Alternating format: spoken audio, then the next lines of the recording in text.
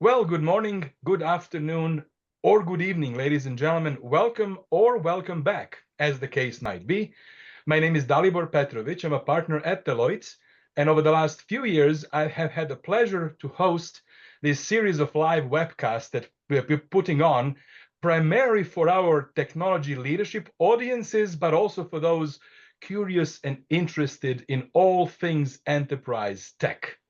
Well, today we have a very, very exciting, interesting, relevant session. I can't wait to hear more and learn from our panelists today.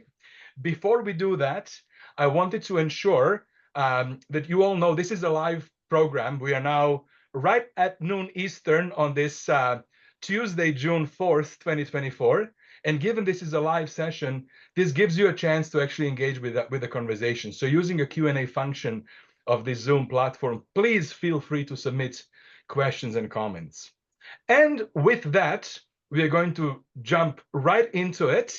I have a few very, very wonderful colleagues of mine to introduce, and we will start with Alana Steinhouser from our human capital team. Alana, can you maybe give us just a little bit of a context and background and what is it that you do at the firm? Thank you, Dalibor. Hi, everyone. Pleasure to be here. Really excited to be talking about this with you today. I sit in our human capital practice at Deloitte, and I lead our state of performance offering. My background is in academia. I have a PhD in industrial organizational psychology, and for the last 10 years, I've been on the consulting side, helping organizations elevate their performance. I'd like to introduce Stephanie, call her up to introduce herself as well. Thank you, Alana, and I too am super excited to be here. What a privilege to be sharing our story with all of you. My name is Stephanie Hauck. Rachinski. I'm a leader within our people strategy. I lead our people strategy capability nationally, and have actually led several technology transformations myself over the years, both in consulting as well as within industry.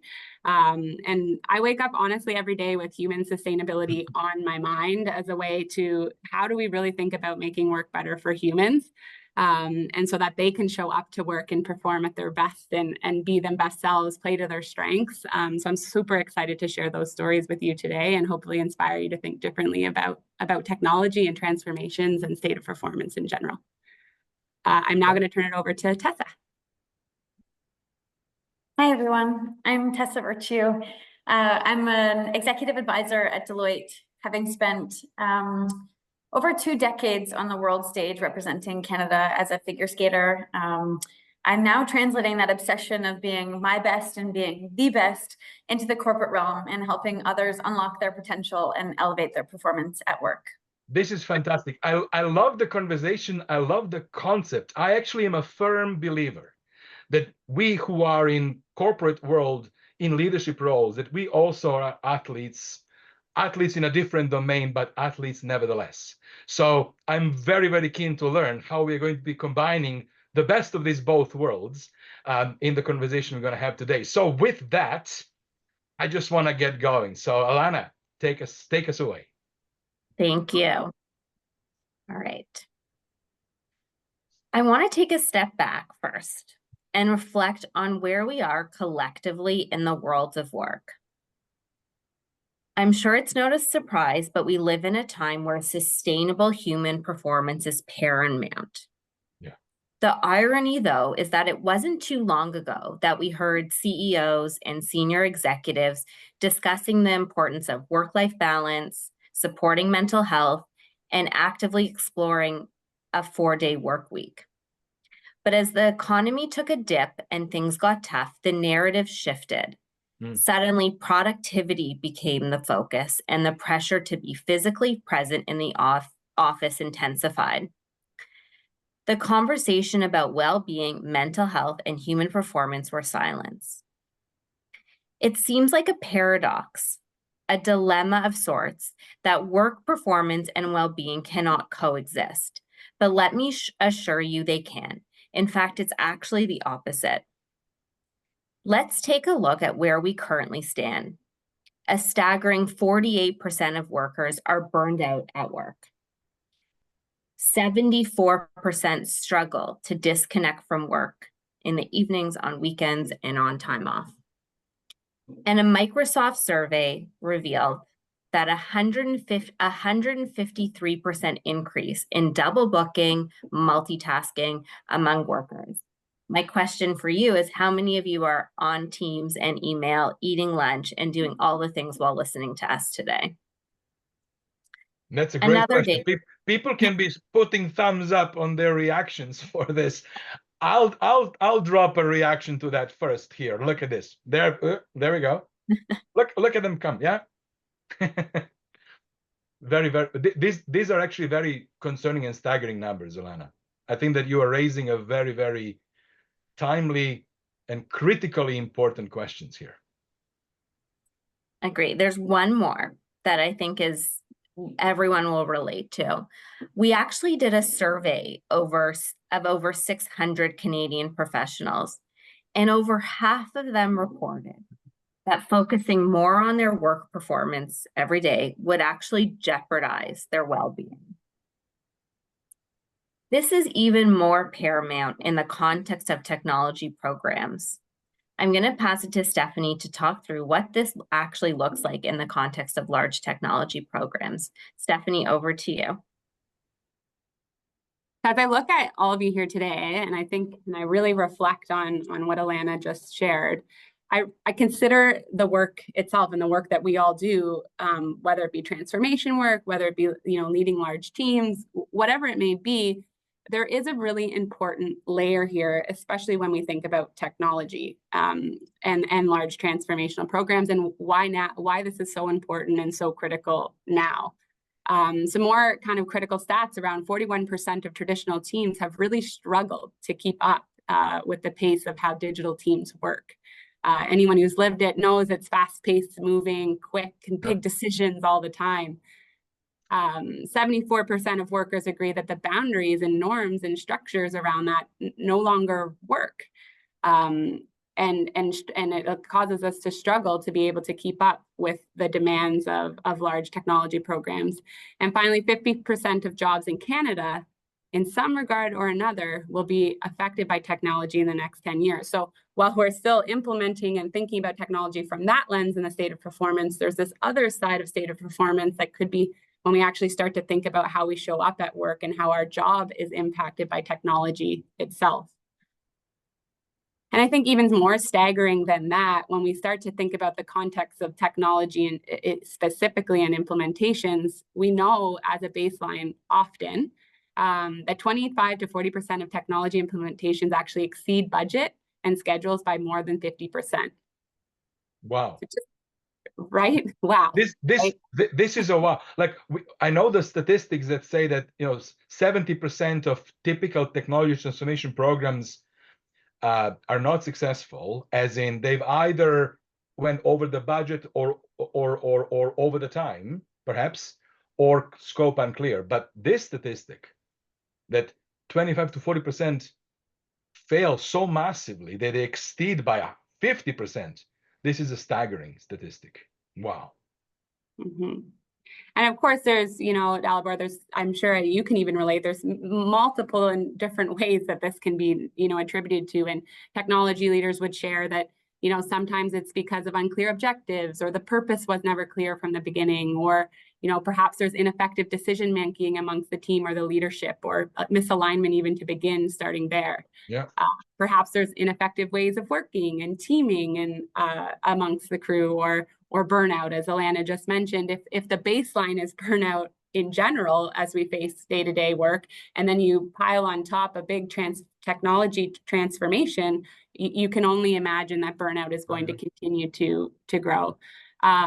And then lack of resilience, just the mental toughness that it takes just to get through the day-to-day slog of a technology implementation. Even those that come in with the best intentions and the most energy can get impacted by the length totality that is when it comes to transformation. Yeah. And what is really interesting when you look at these statistics on the right, like what is this attributed to? There's no technology there.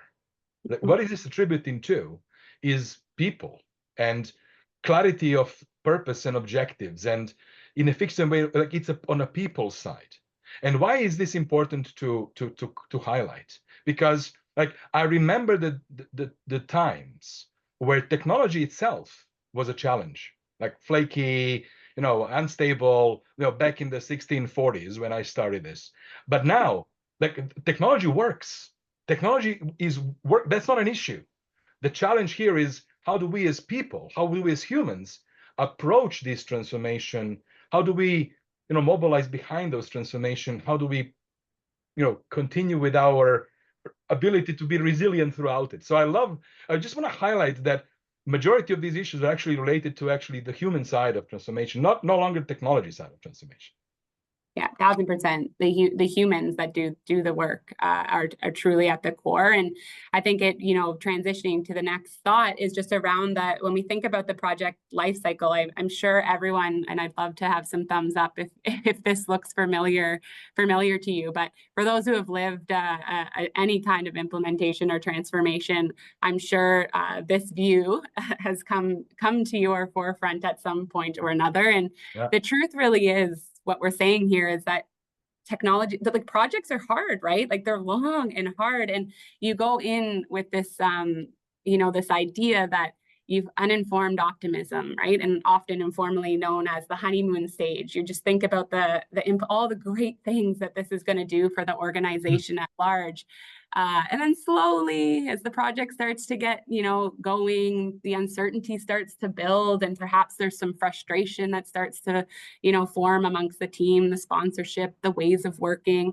And you really then the work starts, and you start to hit some of the problems and in that. And then you hit what we call an often term that is widely used as this valley of despair. And this is where oftentimes some of those stats that are on the page or stats that we've heard, this is where a lot of technology programs fail, because people start to check out, right? They hit this point in the program where they just can't take it anymore. And there's this paralysis and this withdrawal and this desire to depart. And so and then, as you start to go up the curve, and we're gonna talk about this later on in our session today, but does this resonate with you, Dalibor, in terms of? I like the vertical axis is performance, and you can see the emotional curves. Like how much, what I'm taking out of this is how much is the emotion actually impacting performance along this very logical sequential stages that each project goes to, right? I can absolutely, I think this is a very, very accurate depiction of what often happens. Yeah, absolutely. And so I think the goal of our team today really is and hopefully to inspire you and remind you that there is and there has to be a different way to do this, a better way to enhance and de-risk transformation, a better way to make it a human-centered activity, right? We just above saw how much human elements are in transformational work. So there must be a better way to create that human experience. And you're going to hear from this more of this shortly. But before we do, part of our approach really took inspiration from sports psychology, and we built that and brought that into the offering. And so I'd like to take this opportunity to formally introduce Tessa, who I've had the pleasure of getting to know is through this work. And Tessa, amongst her amazingness that she does here at Deloitte, she's a 5-time Olympic medalist, a 3-time Olympic gold medalist, 3-time world champion, member of the Order of Canada, member of Canada's Walk of Fame, member of Canada's Sports Hall of Fame, MBA grad from Queen's University, and has a Master's of Applied Positive Psychology from the University of Pennsylvania. So I'm going to turn it over to Tessa to share a little bit of her story and how it relates to our talk today. Over to you, Tessa. Thanks, Stephanie. And I admit, I see that graph, the valley of despair, and I think how many times I felt I lived that cycle. So it's so validating to get a visual representation of just that emotional journey of change. And who knows that better than this audience? Thank you so much for having me. It's a real privilege to speak to such an esteemed group. And Dalibor, I'm a big fan of yours and your energy and your passion that you bring to Deloitte every single day. So thank you for facilitating this. Very kind. I was thinking back, and I'm under no illusion that the tech sector was, big into ice dance when I was competing. So I hope you'll humor me and allow me to delve into a little bit of my career. And I'll do that because sport so beautifully highlights a lot of things we can learn in the corporate and business realm. Everything is heightened. Everything is measured. There are commonalities like, what you would imagine: teamwork, goal setting, adversity, facing pressure, but there are also nuances like putting yourself out there to be judged and scrutinized. The loneliness and isolation that comes with being a leader. And the more and more we thought about all of the complexities around high performance, the more we realized we could really learn from the sport realm. So as Stephanie highlighted, beyond just my experience over decades working with incredible experts from around the world, we honed in on use cases, case studies, research and data, science around sports psychology, and we started to develop this framework of high performance. So maybe before we bring that framework to life, I'll talk you through a little bit about my sport career. And as mentioned, this is interactive, so jump in with questions and comments and emojis. We appreciate it. There's been so much talk with Deloitte clients, in the years, most recently, but probably just highlighted by the pandemic, about burnout and exhaustion and this overload of work and feeling ill-equipped to navigate what has become sort of a toxic work environment. And that's common across the board in different industries and different sectors. And I feel that so deeply. So I'll start my story there. Chapter 1 we'll call Ignorant Ambition. And chapter 1 in my story was really the lead up to the Vancouver Olympic Games, which you'll remember were in 2010. So every athlete's dream come true, competing at an Olympic Games in their home country. And it was our first Olympic Games. We had narrowly missed, and I say we, I skated with a partner. His name was Scott. I did ice dance, so we were a team of 2. We narrowly missed the Torino Olympic Games in 2006, and that set a course for us as we prepared for 2010, because we never wanted to be on the cusp. We never wanted to be on the bubble. We didn't want to miss out again. But no team had ever gone to their first Olympic Games and won. No North American team had actually ever won in ice dance. No team at just 20 and 22 had ever won. And no team had ever won without having first won a world championship. And I say all of that because it felt as if the cards were stacked against us. In pursuit of that Olympic gold medal in Vancouver, we naively set this course for ourselves where we thought, well, if we win Worlds in 2009, we can waltz into the Vancouver Olympic Games in 2010 and win those 2. And I can tell you on paper that looked glorious. It was a magical recipe for success. But the way in which we approached our training was all wrong. It wasn't abnormal for us to spend 12, 13, 14-hour days at the rink at that time. And we did that with such pride, wearing that almost like a badge of honor. We thought being the first ones in and the last ones to leave meant that we were working harder and smarter than our competitors. I thought it was giving us an edge. And I smile because so many ways that we signal value in today's corporate landscape mimic those same things, right? It's hours worked. It's sending that email at midnight. It's putting in the overtime. It's always being the yes person. That's how we signal value, and that's what's been reinforced. That's what's been validated. That's we've gotten positive feedback for that. Unfortunately for me, it meant that 1 year out of the Olympic Games, I was on the operating table instead of on a world podium. And that's because I had trained so hard that I developed an overuse injury in my legs. Mm. Couldn't skate for longer than 20 seconds at a time. And that threw a wrench in our plans, of course. Yet we didn't do much to change our approach. Now, unlike the ever-evolving, fast-paced world of tech, sport can be archaic in nature and slow to adopt sophisticated and scientific measures of, thoughtful approaches. Mm. We made it through the Vancouver Olympics. I was getting about 8 hours of physio every single day. Wow. And that naivete, that innocence of taking the ice, just thinking we were 7 and 9 again with this big, big, big dream, was a beautiful moment, but we were by no means masters of our craft. We won those Olympic Games and we built it out Canada with 15,000 other people at the Pacific Coliseum in Vancouver. But we weren't really champions in the true sense of the word, because what we had created was an unsustainable model for performance. Now, the next Olympic cycle leading into Sochi, we'll title that one, the win at all costs chapter of our sport journey. I mentioned we didn't adjust our training too much. I had another surgery for the same overuse injury. We doubled down on our strength and conditioning. We brought in Cirque du Soleil acrobats to help us with lifts. We worked with off-ice hip-hop dancers, flamenco dancers, you name it, anything to kind of differentiate ourselves from the competition. And yet we lost ourselves. We totally lost ourselves in trying to be this team that we thought other people wanted us to be. Suddenly, we weren't just the underdogs chasing a seemingly unrealistic goal. We weren't naively in the hunt for that gold medal. We were defending. We had a target on our backs.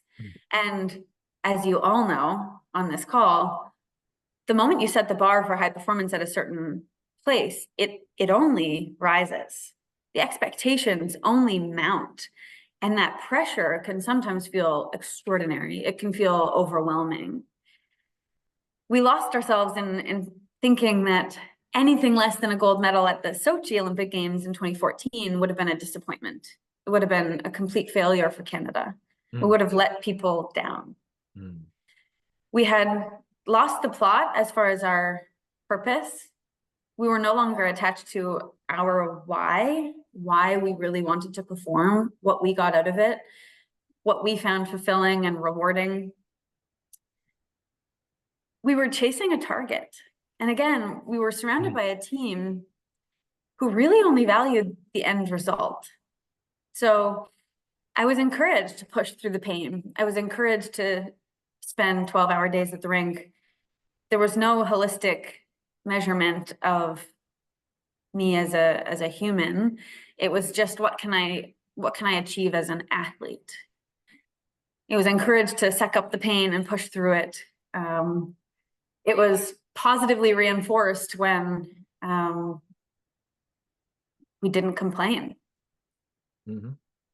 It became to get a little bit fear-based. And what I mean by that, I just did a session on human-oriented leadership, and that's fresh in my mind because this cycle in that Sochi era, that quadrennial, was very fear-based. We were so nervous to make a mistake that we skated with hesitation, with caution. We were so nervous to upset our coach that we actually didn't tap into our creativity, our innovation, our problem solving. We didn't trust ourselves to steer the ship. We didn't trust ourselves to take responsibility and accountability for our own training. In fact, we relied on our leader at the time to do that for us. And I think when that's not intrinsic, you really tend to lose your way. And I'm hoping behind those computer screens that I can't see your faces, but I'm hoping you're nodding along because we all have those moments in our careers when we know how to put the blinders on and simply chase a target, chase a metric, chase a goal. Yeah. We're not operating at our best when we're doing that. In Sochi, we walked away with 2 silver medals, and we were pleased and proud and content, but honestly just exhausted. There was no joy. We were disillusioned by sport, and we retired. and not like the fun kind of retirement where you golf and sit on a beach. It didn't take long in our early retirement to realize there was still some untapped potential that we wanted to explore. And this is where the story gets good. Chapter 3, our final Olympic experience in 2018 in Pyeongchang and the lead up to those Olympic Games. We moved to Montreal and started building an integrated sports service team. What that means, we had around 20 coaches around us, helping us to be our best, and experts in their respective domains, sports psychology, sports science, osteopathy, you name it. We had people sitting around a table rallying towards this shared vision and common purpose, which was, how could we be our best in Pyeongchang? We committed to doing everything differently. And when I say everything, I mean everything. We had to shift our mindset. We had to think about rest and recovery differently, especially as I was still grappling with the overuse injury. We spent 3 hours on the ice every day. Now, we had probably a workload and an intensity to those 3 hours that was harder than ever before. I'm not pretending like it was a walk in the park, but it was efficient, it was effective. And we were coming around to training feeling energized, focused, motivated. We restructured our entire training methodology. Tessa, you said you used to be training 10. This new approach made it into 3 hours of productive. Like, this is a huge difference. Huge and scary, because when you've done something that has kind of been proven to be successful, it's really scary to step into a new formula and trust that that might work. A little bit of blind faith there.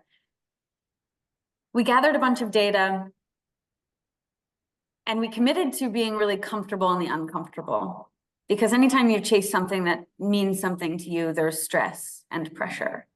And we thought, if we can embrace that pressure on a daily basis, better than our competitors, then come time to perform when it really matters in Pyeongchang, we can handle the pressure and the nerves better because we've simulated, we've practiced, this is familiar.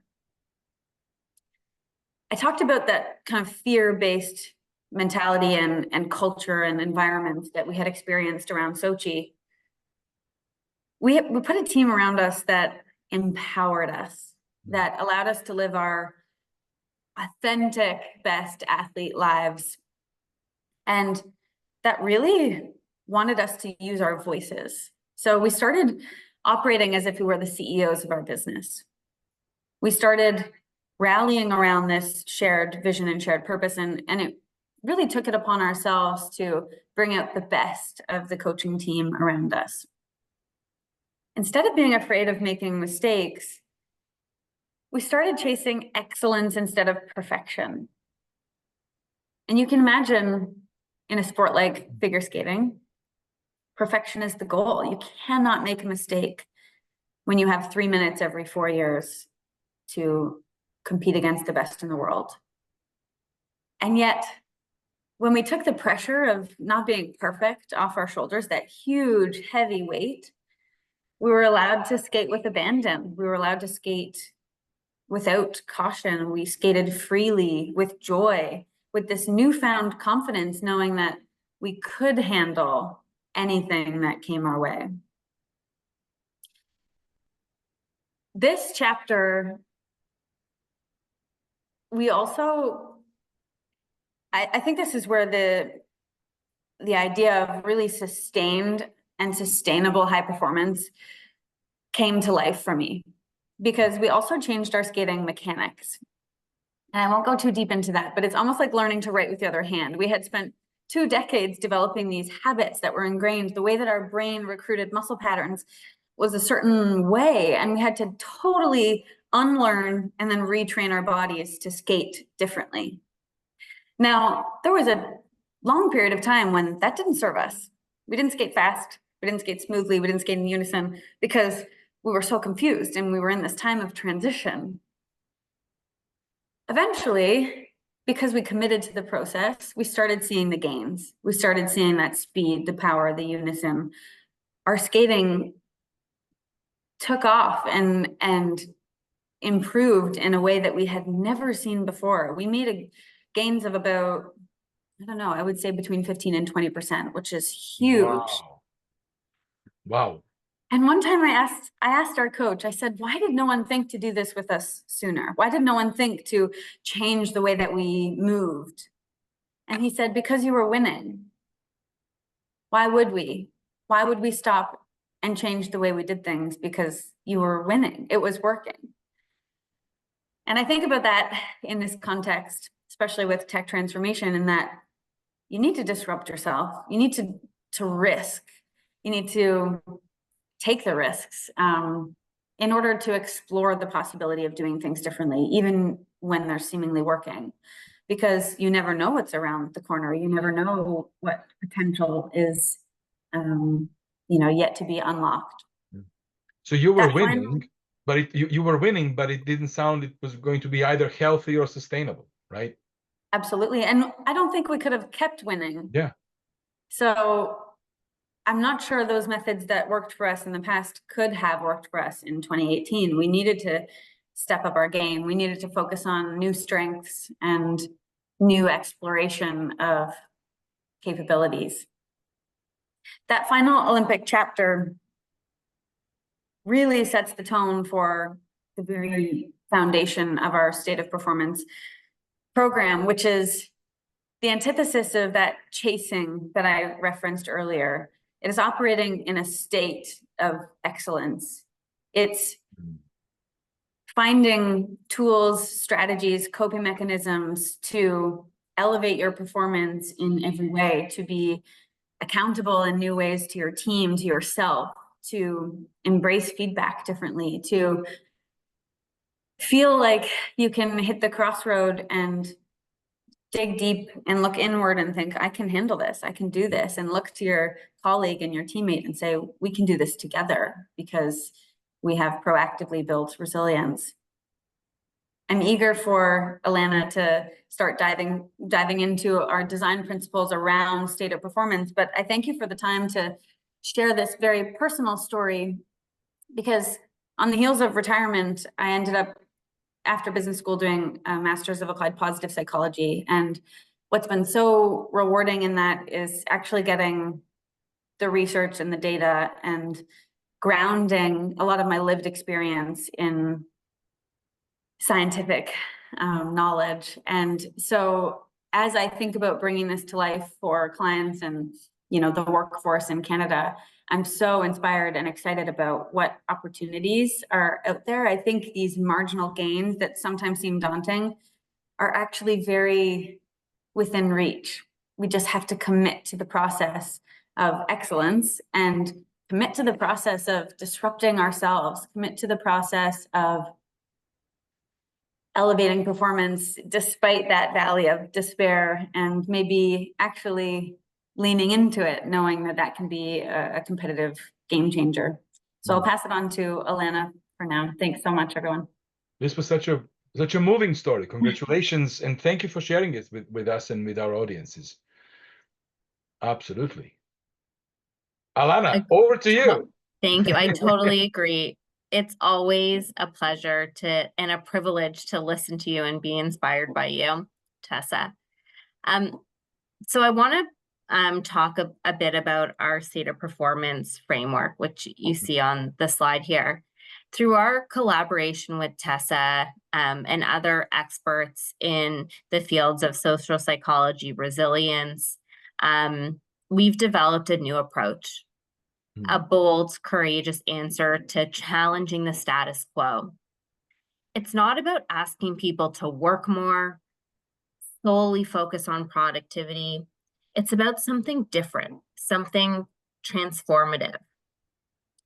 Our state of performance offering is built on this framework, which was developed, as I mentioned, in partnership with elite athletes to help individuals leaders, and organizations develop the behaviors, habits, and practices to sustain performance and live it every day. The first pillar is purpose and outcomes. It's not just about having an organizational and team purpose, while those are important, but it's also about having individual purpose that creates connection and meaning to what you do every day. We know that technology transformations are hard. We know that people get tired and the day-to-day can be grueling. But it's important to think about what are the moments and the moments of meeting every day that enables you to show up. And I think as leaders, what's really important is how we can translate that for individuals on the team. The second pillar is accountabilities. What we mean by accountabilities is having that sense of clarity, but at the same time, structuring accountabilities that align with individual strengths and passions. So we make the best use of the people on the team and not just focus on races and job descriptions. Susan White, who is the Chief Information and Operations Officer for Corporate Areas Technology at BMO, shared a great practical story with us about accountabilities. Susan shared how when they started on a long transformation journey, they intentionally focused on the big picture. They came together as a broader team and identified the long-term outcomes and envisioned what the future would look like together, as opposed to solely focusing on the individual tasks ahead. This enabled the team to look beyond their roles, to truly understand how their individual contributions impacted the bigger picture, and to tap into their own personal strengths and passions that would enable the broader outcomes. Stephanie, over to you. Awesome, thank you.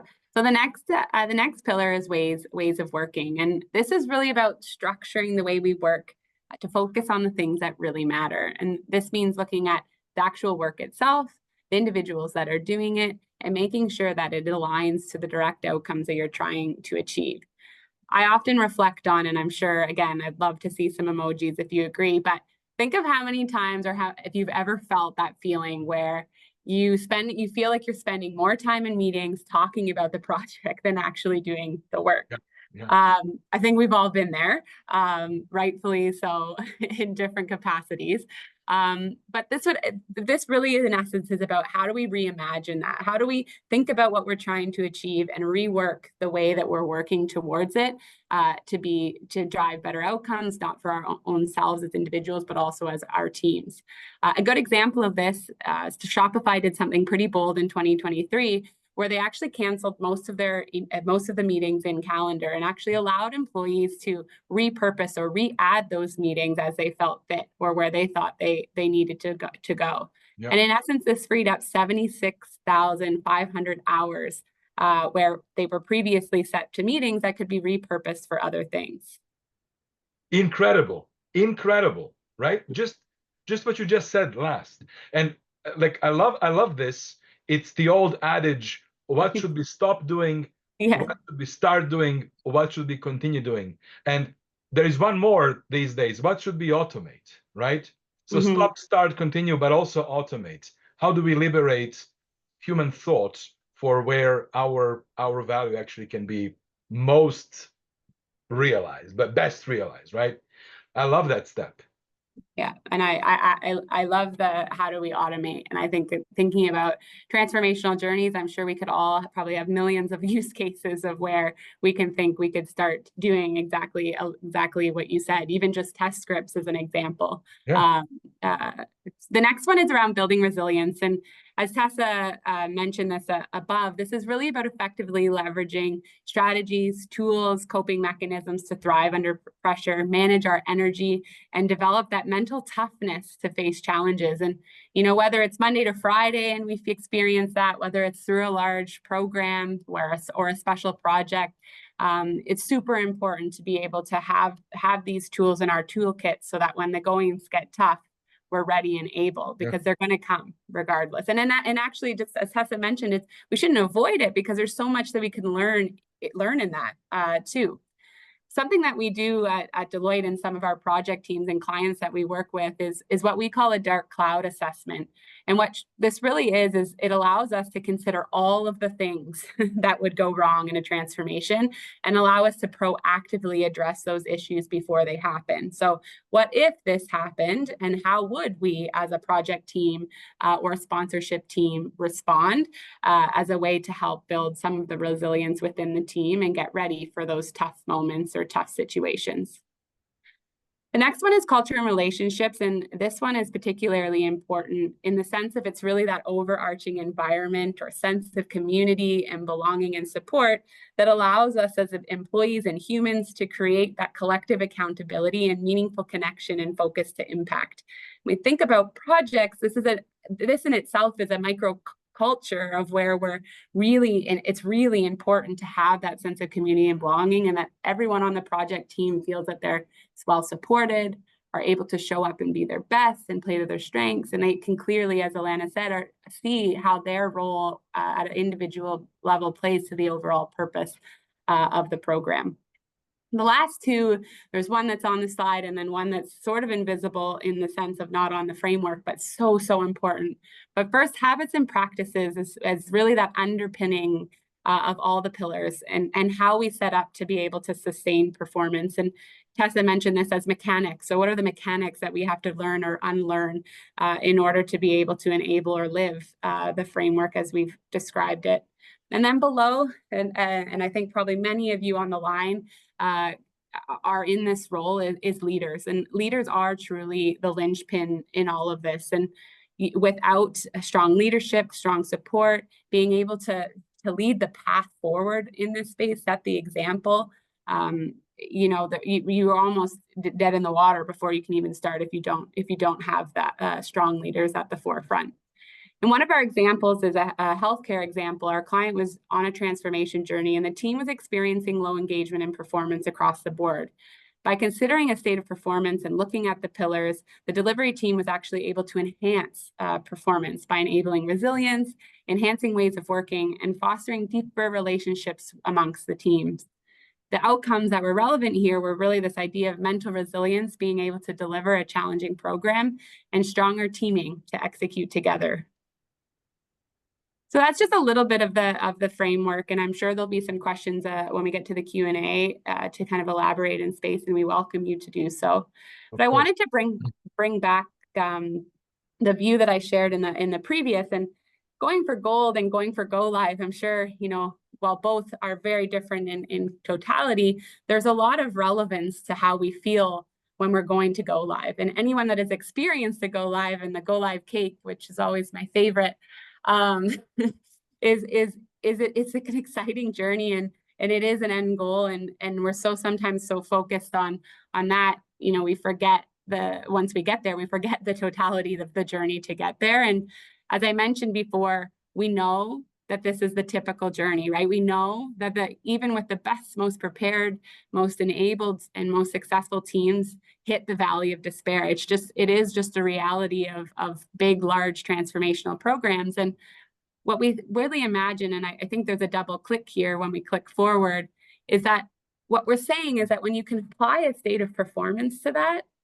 maybe there's a better way to not necessarily avoid the valley of despair, because that's not what we're saying here. It's how do we enable the project team at that point of uninformed optimism to be able to then carry in their toolkit the whole way through the project, these state of performance concepts, these state of performance tools, these truly ways of working that enable a project team to be successful, so that sure, you're going to hit the valley of despair, but now you're in there and you've got the mental toughness. You're able to help your team and yourself get out of there quicker and faster.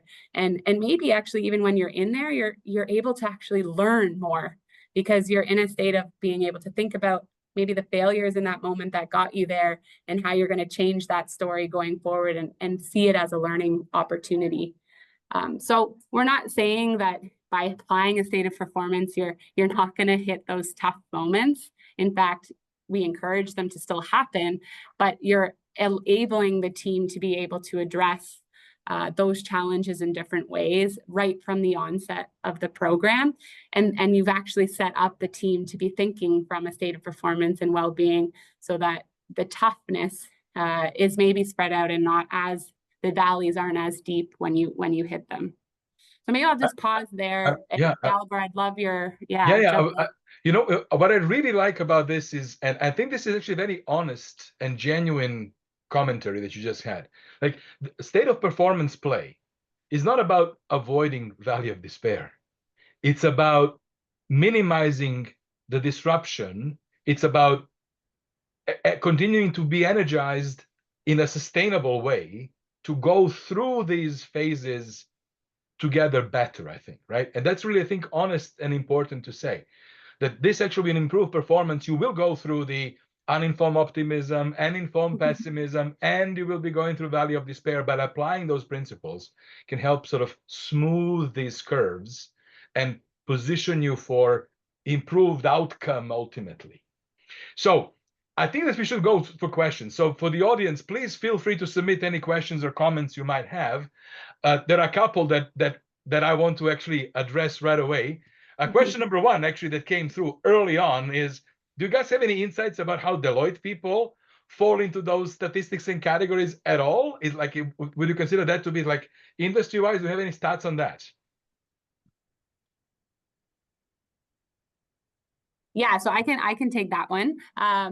We don't have necessarily any specific stats in general, but I would say that we are deeply looking at state of performance and even our own ways of working at Deloitte. In fact, Alana, myself, and others have done our own state of performance kind of reflection across all of the pillars, and how we can think of our ways of working and how we show up every day, both as for ourselves and then for the teams that we support. But we think, you know, even just the benefit of our own well-being of those on our side from a technology implementation. We have lots of technology SMEs and deliverers on our side that similarly to how our clients can benefit, we hope to be able to embed that way of working with them too.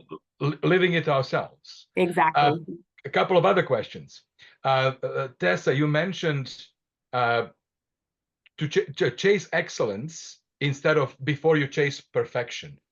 I would love, like, are you able to unpack for us, how do you experience the difference between perfection and excellence?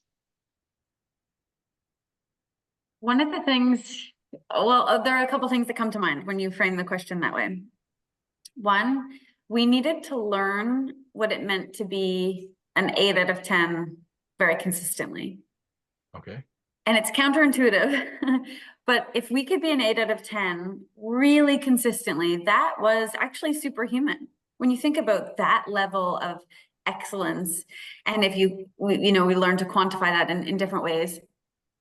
But 8 out of 10 for an entire season, for 4 seasons, that's what wins you a medal. It's not striving for 10 and ending up at a 3 or a 4 because you're depleted and exhausted and frustrated. So how could we find and prioritize our energy and manage our energy in a way that allowed that to be true? That was, one of the critical questions, and it evolved. The other thing was, again, counterintuitive. We had to practice purposefully not being perfect and learning to deal with the repercussions. So in our case, we would practice falling. Yeah. The biggest thing we feared. Imagine getting to an Olympic Games when you have 3 minutes under the most amount of scrutiny and pressure and you fall. That was what kept me up at night, that fear. But the more we practiced it, the more I realized, okay, I could get up, I could recalibrate, refocus, get together with Scott. We could still, gather points. By practicing that and realizing, worst case scenarios, planning those out, knowing I will do X when Y happens, I will say something specific to my, in my head to manage the mental chatter when the doubt comes in. I think it was mitigating all of those risks that you at Deloitte and our client base, that's so natural, the risk mitigation.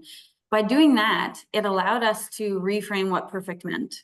Yeah. We needed to be excellent and we needed to anticipate some bubbles. We never had an Olympic performance that was anywhere close to perfect.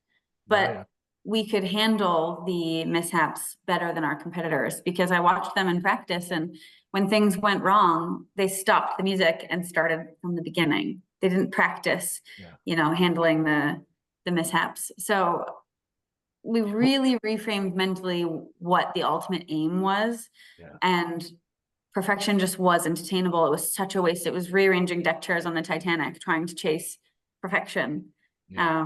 Instead, we could be an 8 out of 10 excellent every day.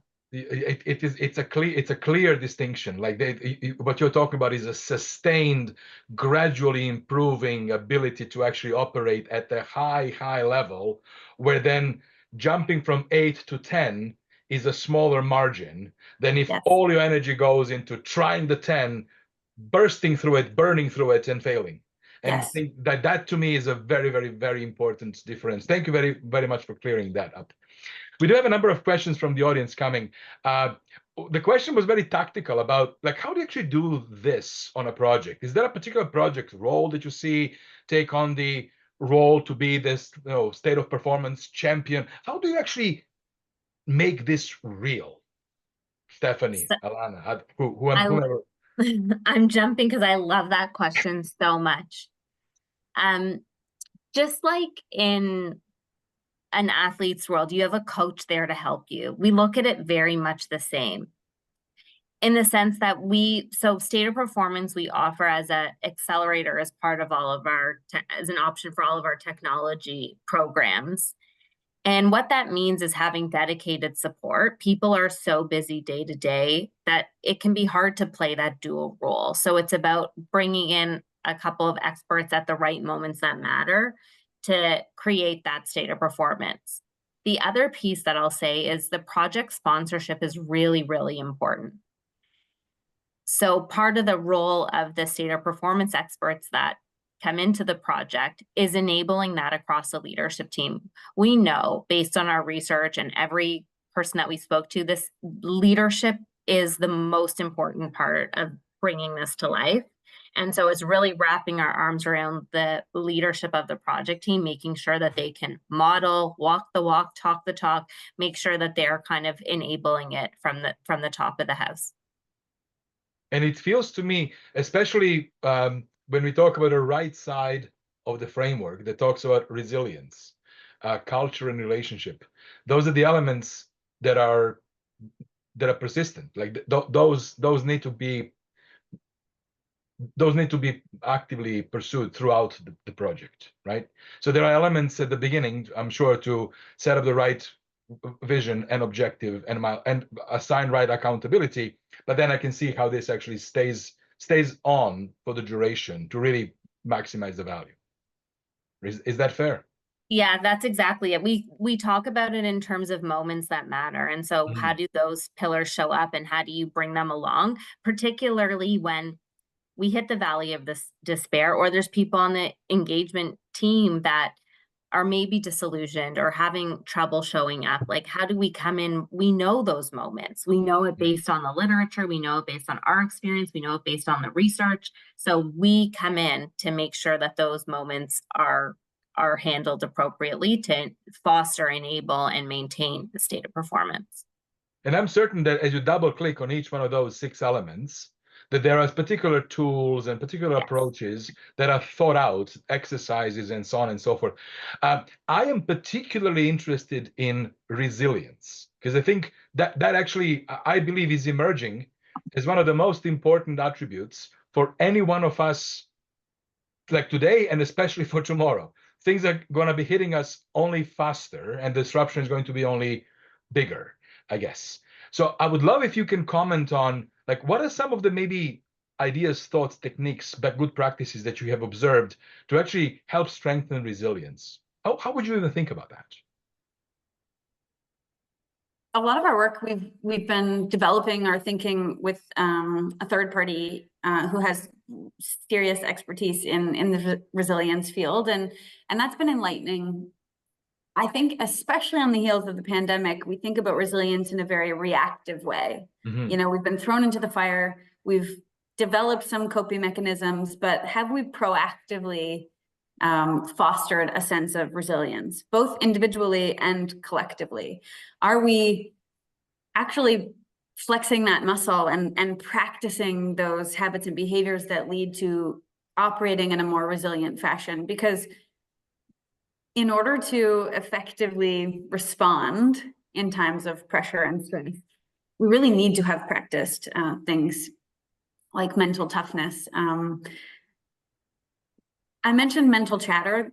You know, when you walk into a big sales pitch, when you're when you're in the throes of this transformation, when your slide deck doesn't work, when you're getting terrible feedback from a leader, what's the narrative in your mind? And are you even aware of how you're either building yourself up or beating yourself down? That is so powerful. It is so powerful. Are you visualizing? There's an opportunity to establish, gaps in a process, gaps in an approach, and back to mitigating risk. If you're visualizing those things, how are we learning to prepare so that we are at our best at a specific moment in time? There are so many tools from a resilience standpoint that I obviously feel very passionate about, that come to life on a daily basis, but also in those big moments that matter, as Alana alluded to as well. I think it's fantastically critical to call this out, because that mental toughness and building that, I think, is exceptionally important, especially when we're talking about a complex technology program that might go for a couple of years and we still see those occur. That I think is a critical skill for everybody, just to survive and thrive, right? This is fantastic. We have a couple of questions, but I know that we are coming at time. I would love for us to talk about what do people do next about this. People that, by the way, we're talking about a large technology transformation, but what we also know is that most IT organizations in some constant form of change, whether those are large transformations or many small transformations, we're all in a state of change. So I think this is actually relevant regardless of whether you're in the middle of your ERP employment right now or not. But I'll talk a little bit. I want to give you the platform back to let us know, how do we wrap this up? How do we wrap this up, and where do people go for next steps? Thank you, Dalibor. That's an amazing segue. I feel so privileged that I get to be immersed in this every day, because I know we were just talking about resilience, but there's the individual state of performance toolkit. It's helpful for organizations, but it's also really just about making humans better at work and work better for humans. And generally outside life, work life, in work life, just all around, being immersed in this has been so beneficial. So before we wrap up, I think that's important. We've heard a lot today from Tessa, the framework, Dalibor, Stephanie. Based on what you've learned, what is one thing? I'd like you to write it down, but what is one thing you can do tomorrow to amplify your performance on your transformational program? One little nugget. Habits we've found through this work, you can't start 10 habits at the same time. Choose one thing, get good at it, make it part of the repertoire day to day, and then you can add in another. So I'll leave with that, and then we can go to the next slide. If you have questions, we want to talk. We are always happy to jump on a call on this topic. So please reach out.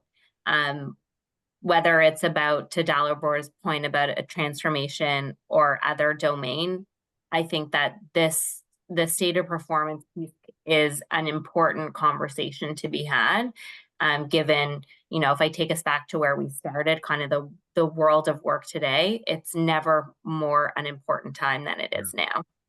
Fantastic. Thank you very much. I want to thank you, Alana and Stephanie, and certainly Tessa, for your time and for your wisdom. This was wonderful. I certainly learned a lot. I'm really glad that we actually have a framework like this, because I know how critically important this is. And we all know that like these large transformation projects, when they fail, they can tip a whole corporation over. So this is critically important to do.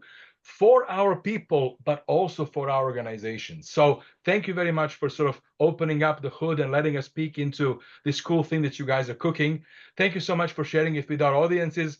And for the audience members, please plan to join us 2 days from now. We're going to talk about IT-OT convergence, another critically important topic. So 2 days from now, on the 6th, on Thursday, same time, same place, I look forward to seeing you. We have recorded this session, and soon I will be sending you also the link so you can review this and share it with your friends. With that, thank you all very much and have yourselves a lovely Tuesday afternoon. All the best. Bye-bye.